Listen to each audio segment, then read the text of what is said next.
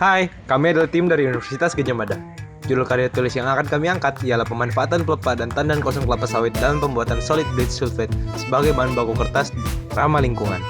Kelas sosial masyarakat di Indonesia terdiri dari kelas menengah, kelas atas, dan kelas bawah. Dan jumlah kelas menengah akhir-akhir ini terus bertumbuh, sehingga menyebabkan meningkatnya konsumsi komoditas untuk rekreasi seperti minuman jadi. Gelas kertas semakin sering digunakan sebagai kemasan minuman jadi. Akibatnya berperan dalam menggalakkan deforestasi. Jenis kertas yang umum digunakan ialah solid bleach sulfate atau SBS. SBS menghasilkan banyak limbah yang tidak ramah lingkungan dan tidak dapat diolah. Alasannya, SBS juga dilapisi dengan plastik polietilen agar dapat mengemas cairan. Polietilen inilah yang membuatnya menjadi tidak ramah lingkungan. Indonesia adalah negara penghasil kelapa sawit terbesar di dunia, menghasilkan 570 juta ton biomasa tiap tahunnya, di mana sebagian besar berupa limbah. 3 macam limbah dengan jumlah besar ialah pelepah, tandan kosong, dan batang pohon. Pelepah belum dimanfaatkan sama sekali dan hanya ditimbun begitu saja. Tandan kosong baru dapat diolah menjadi komoditas bernilai rendah seperti campuran bahan konstruksi dan fiberboard. Hanya batang pohon yang selama ini telah dimanfaatkan optimum sebagai kombinasi kayu lapis untuk barang-barang kerajinan.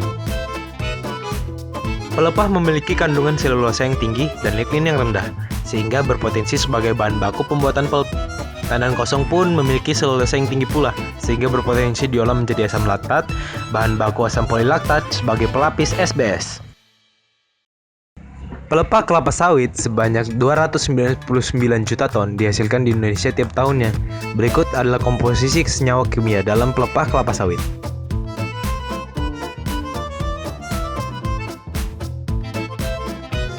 Dan berikut adalah morfologi pelepah kelapa sawit. Ternyata, baik komposisi kimia maupun panjang serat pelepah mirip dengan kayu yang selama ini dipakai untuk pembuatan kertas. Sesuai dengan kepanjangan SBS, proses pulping dilakukan dengan senyawa sulfat, dikenal dengan nama proses Kraft.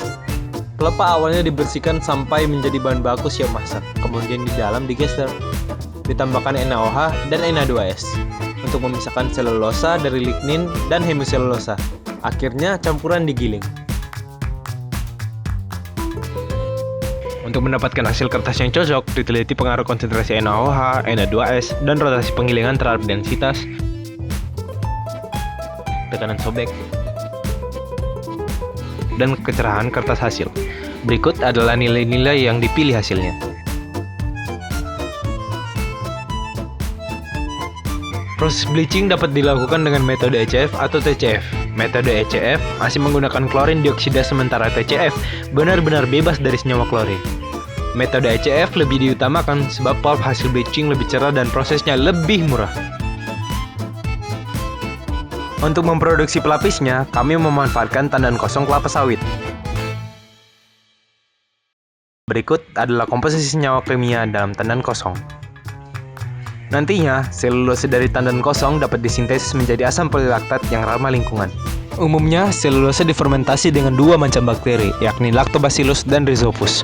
Masalahnya, Lactobacillus membutuhkan nutrisi khusus sehingga proses menjadi mahal. Sementara Rhizopus yang tidak mahal malah menghasilkan yield yang rendah. Bacillus coagulans adalah solusi yang tepat. Ia mendekati 100%, bersifat termofilik, dan pengembangbiakannya yang lebih sederhana. Bahkan kemurnian optikal asam laktat yang dihasilkan mendekati 100% pula. Asam laktat kemudian dipolimerisasi menjadi asam polilaktat. Ada 3 metode yang mungkin. Metode pertama, polikondensasi langsung menghasilkan berat molekul yang rendah dan yield yang rendah pula. Kedua, metode dehidrasi azeotropik, sulit dikontrol dan yield rendah. Ring opening polymerization adalah yang paling lazim untuk dipakai sebab berat molekulnya tinggi, kondisi operasi mudah, dan yield tinggi. Asam polilaktat yang dihasilkan kemudian dilapiskan ke kertas bleach.